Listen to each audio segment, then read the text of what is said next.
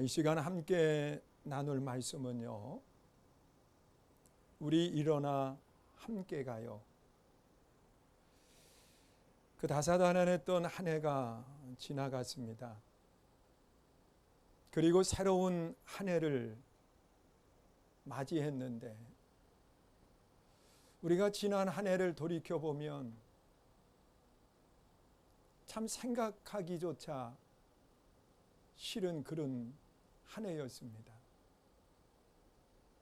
이 코로나19 바이러스로 인해서 이 세계가 멈춰버린 그런 시간들을 우리가 살아왔습니다. 특별히 교회도 이 텅 빈 성전에서 하나님 앞에 예배를 드려야 했고, 그리고 또한 성도들을 만날 수도 없는 그런 안타까운 모습을 가지고 한 해의 시간을 지나왔습니다. 그러나 하나님은 이 지난 한 해의 삶을 이제 마치게 하시고 새로운 한 해의 삶을 살 수 있도록 하나님께서 우리에게 은혜를 주셨습니다. 우리가 이 새로운 한 해를 어떻게 살아야 될까? 우리가 하나님 앞에 어떤 음성을 들으면서 한 해를 살아야 되느냐는 거예요. 오늘 이 본문 속에 기록되어 있는 말씀을 보면 당시의 최고의 권력을 가지고 또한 최고의 지혜로운 왕, 모든 백성으로부터 존경받는 그런 왕인 솔로몬과 그 가족에서도 돌봄을 받지 못하고 그 밖으로 나가서 포도원지기로 생활을 해야 됐던 이 술람미 여인과의 그 관계에 대한 말씀을 하고 있습니다. 여러분, 술람미 여인은 성경에 기록되어 있는 말씀을 보면 그의 오빠들이 어머니의 아들이라고 그렇게 말하고 있어요. 그들이 이 약한 술람미 그를 이 포도원지기로 몰아내고 그리고 집에조차도 들어올 수 없는 그런 삶을 살게 했습니다. 성경에 기록되어 있는 말씀을 보면 이 술람미 여인은 그 태양빛에 얼굴이 검게 탔고, 그리고 들에서 일을 하다 보니까 이 손조차도 엉망이 되어 있는 그런 모습입니다. 여러분, 세상 사람들이 보면 외면할 수밖에 없는 그런 모습을 가지고 생활을 하는 겁니다. 그런데 어느 날 최고의 왕 솔로몬이 다가오더니 나의 사랑이라고 이 술람미 여인을 향해서 이야기를 하는 겁니다. 여러분, 사람이 살면서 정말 행복한 때가 언제일까요?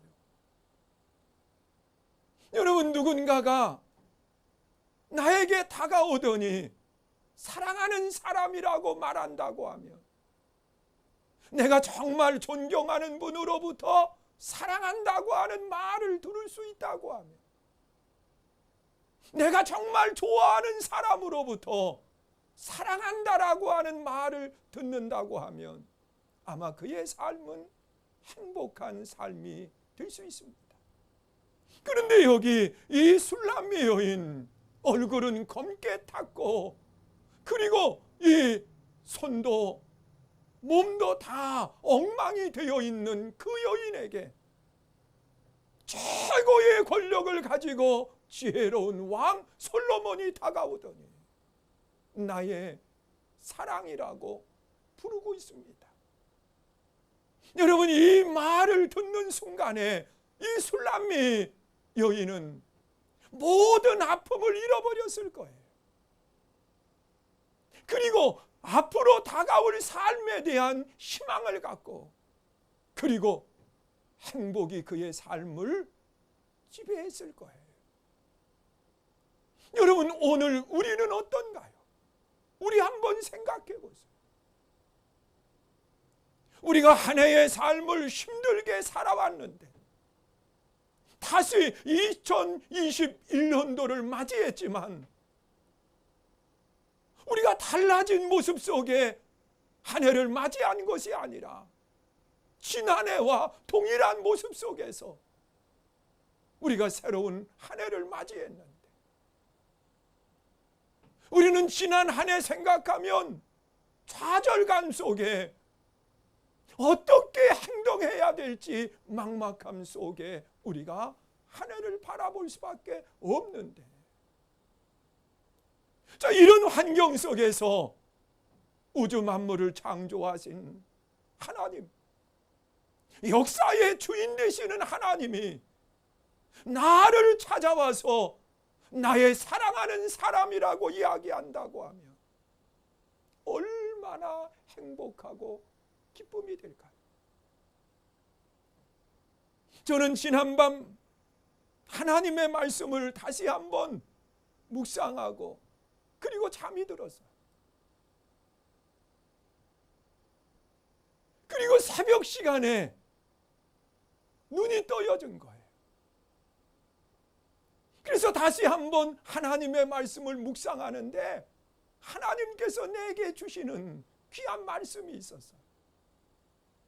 그래서 자리에서 벌떡 일어나 가지고서는 제가 핸드폰을 항상 이 거실에다가 충전을 하게 해요.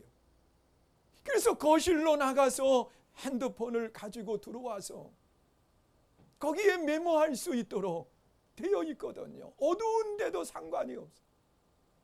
그래서 얼른 그 펜을 뽑아 가지고서는 하나님의 사랑에 대해서 기록을 한 거예요. 여러분, 하나님이 우리를 사랑하는데 어떻게 사랑하신다고 말씀하십니까? 요한복음 3장 16절에 보면 하나님이 세상을 이처럼 사랑하사 그랬습니다. 여러분, 이 세상 속에는 우리 모두가 다 포함이 되어 있는 거예요. 나도 세상 속에 포함이 되어 있어. 그런데 어떻게 사랑하느냐? 이처럼 사랑한다는 거예요. 여기 이처럼 사랑한다라고 하는 그 뒤에 뭐라고 말씀하시느냐? 독생자를 주시기까지 사랑한다고 그렇게 말씀을 하는 것. 하나님이 세상을 이처럼 사랑하사 독생자를 주셨으니 그랬거든. 여러분, 독생자 예수님을 우리를 위해서 내어주시면서 뭐라고 말씀하시느냐? 내가 너를 이와 같이 사랑한다. 이와 같이 내가 너를 사랑한다고 하나님은 말씀을 하시는 겁니다.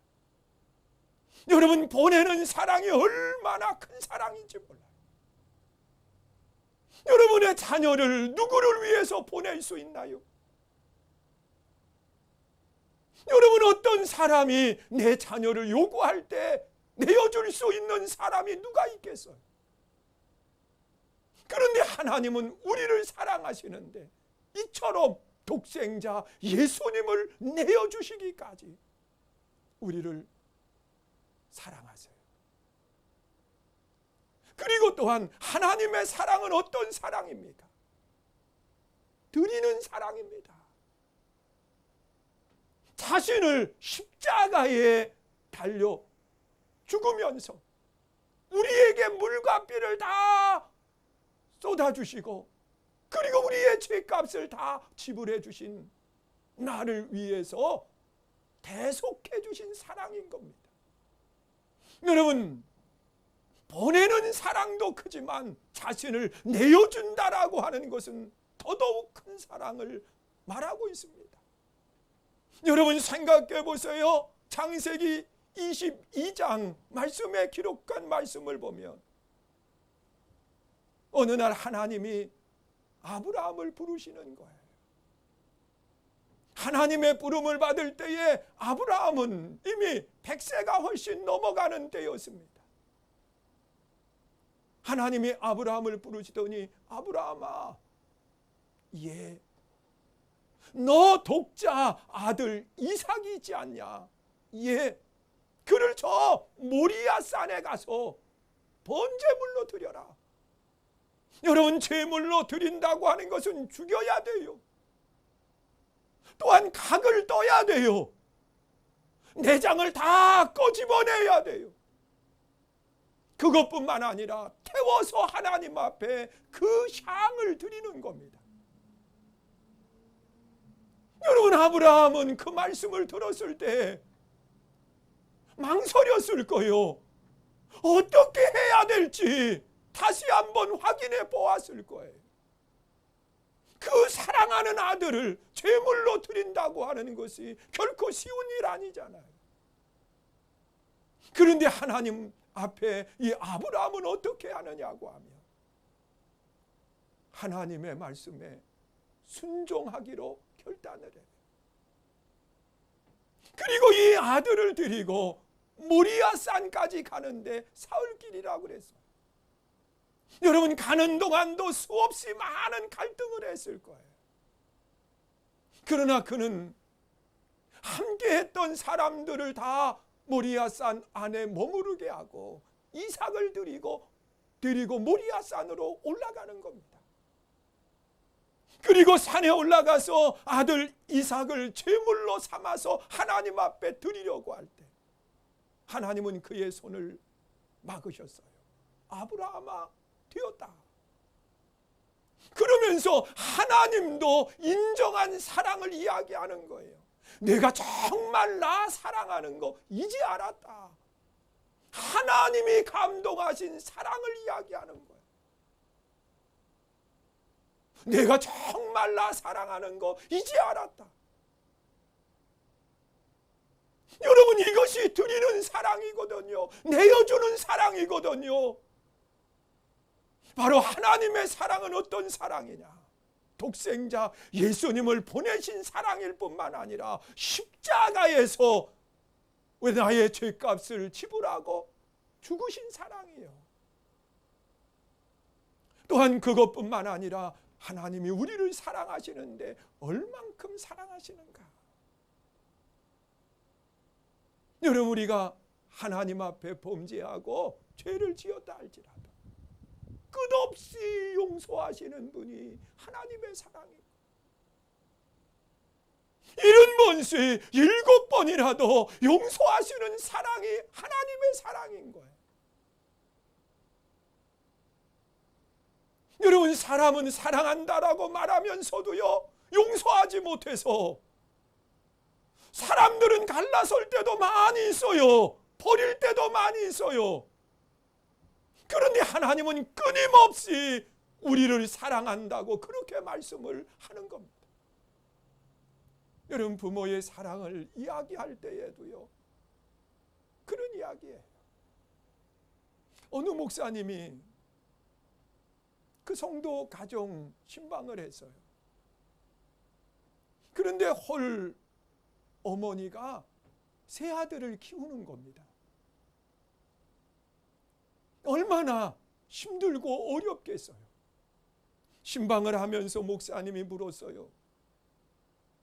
성도님, 자녀 3명이 있는데 그 3 자녀 중에 제일 사랑하는 자녀가 누구입니까?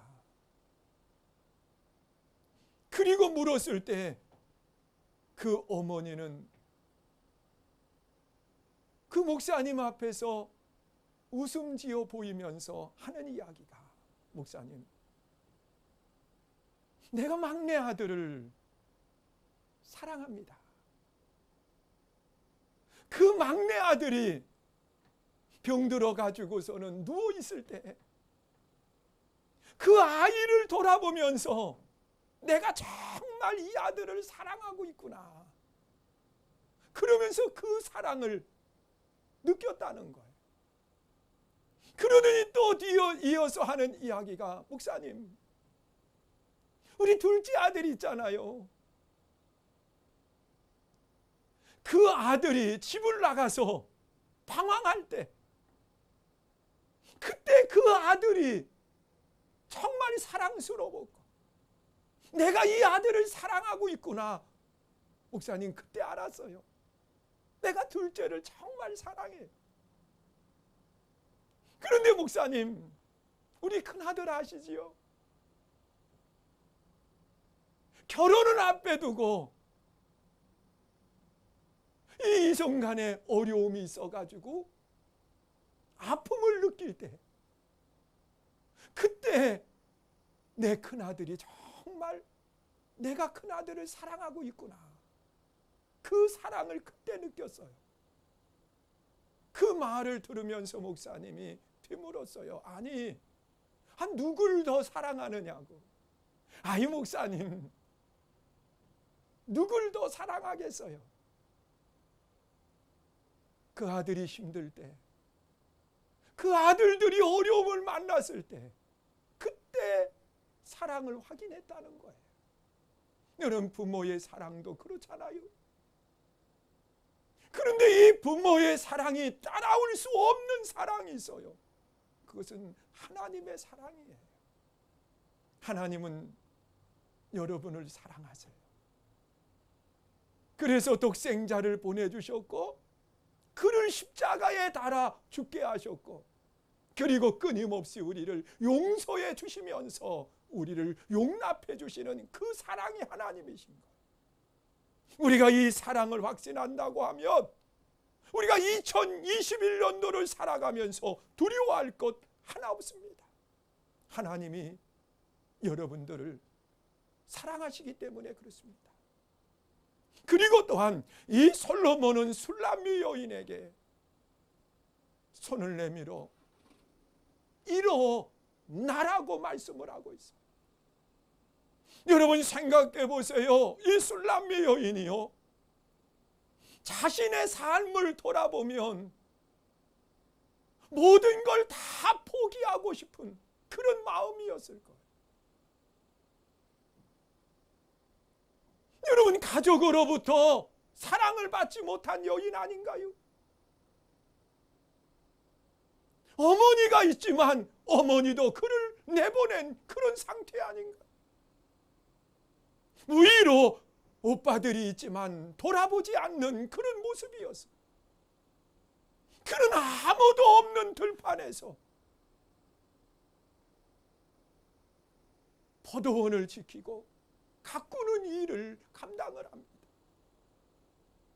여러분, 우리가 생각할 때의 농사를 짓는 것과 그들의 삶은 다른 겁니다. 여러분, 그 주변에 그 사나운 짐승들도 수없이 많아요.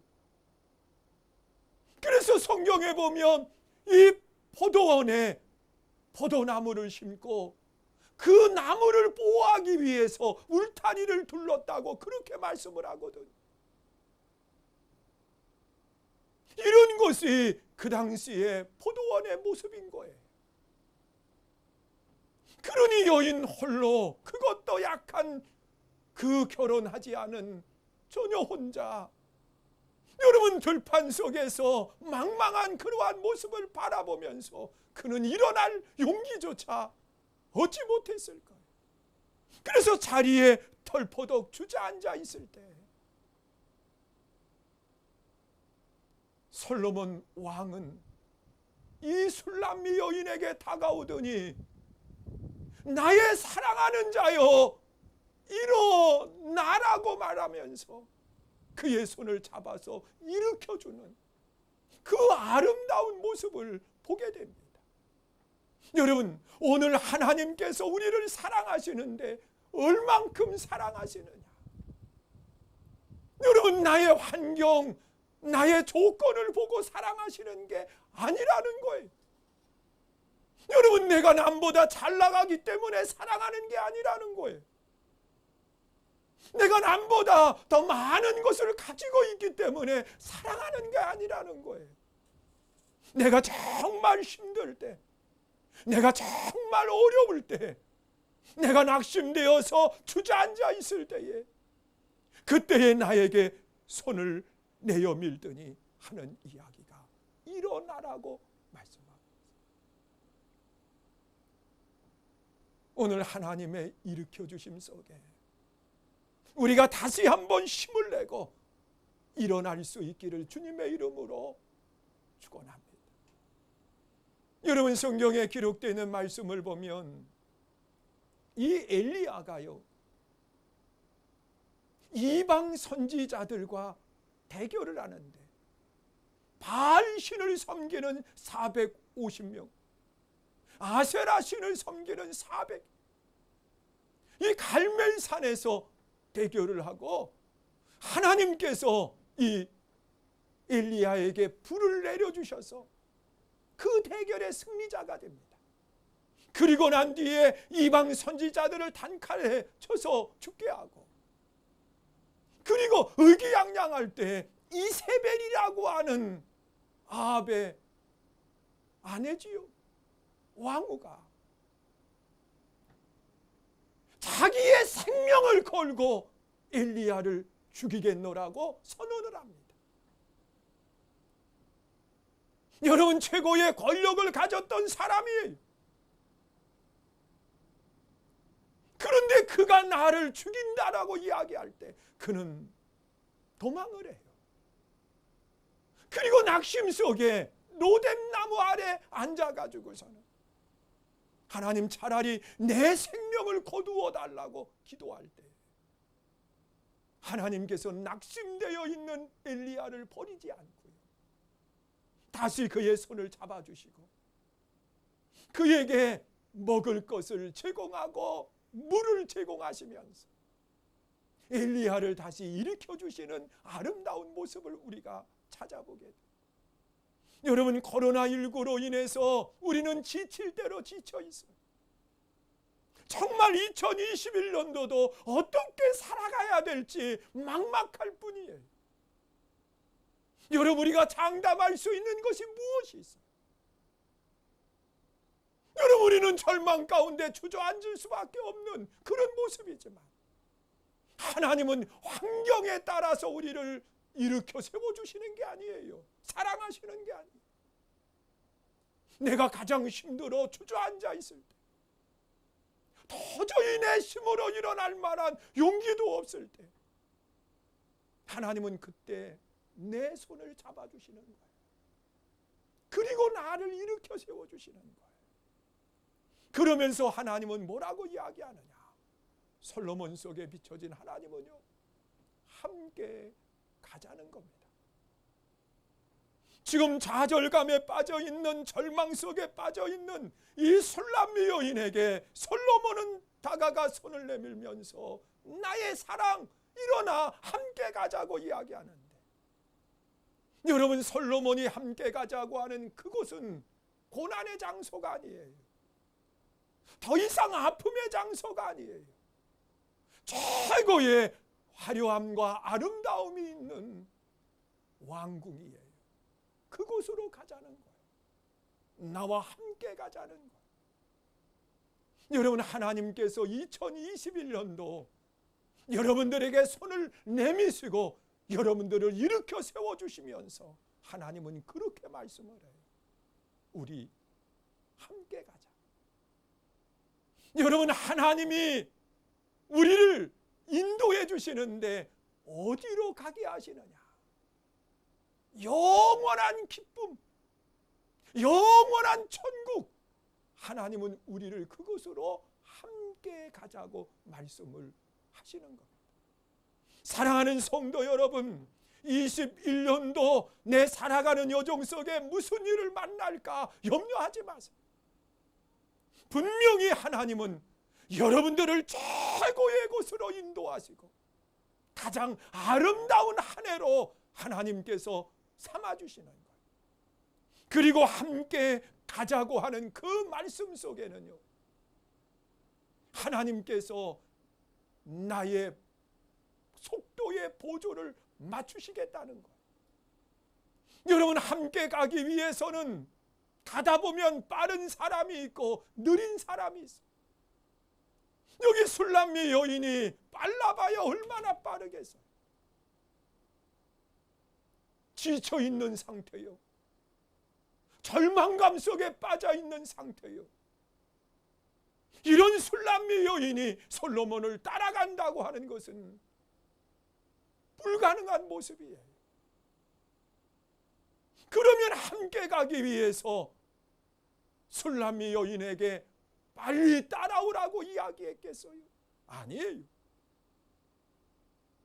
솔로몬 왕이 술람미 여인의 속도에 맞추어서 함께 가는 거예요. 여러분, 우리가 가는 여정 속에도 마찬가지예요.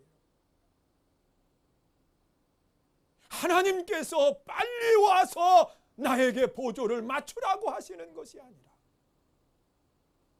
나의 지친 몸, 나의 피곤한 몸, 거기에 하나님께서 함께 계시면서